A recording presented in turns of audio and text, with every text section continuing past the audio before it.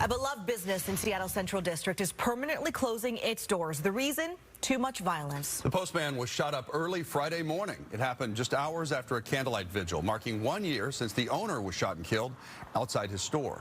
Fox 13's Frankie Thompson has asked the Postman. She's there at the Postman with more details on their decision to close. Frankie? Bullets destroyed the window and door of the Postman boarded up behind me. Seattle police say no one was hurt during this latest shooting on Friday, but the community is hurting now that the store is closing indefinitely. This storefront, now locked and boarded up, was once the Postman. Seattle Central District has not only suffered a loss of life, but now a loss of business. We have to continue to press forward and keep our eyes on, being the positive change that is needed in the world today. Behind the plywood is where Devon Pickett Jr. and his wife Kiana Rose started their dreams as entrepreneurs. They founded the Postman in 2018. On October 19th, 2022, Devon was shot and killed at the store. Kiana witnessed it. Friday morning, hours after a candlelight vigil marking 1 year since his death, the store was shot up. K.Y. King Garrett, who mentored Devon, says gunfire has taken so much from Devon's family and community. We miss his presence, and all that, he was bringing to the community and the many that he was inspiring and setting a path for.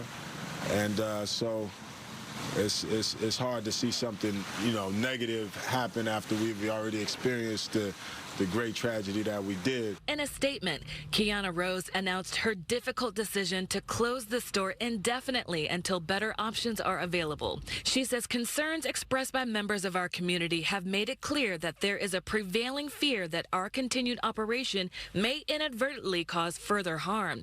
But I've seen enough targeted violence to know what this is. And I don't feel safe for Kiana. I don't feel safe for my tenants. And we asked her that if she could close shop.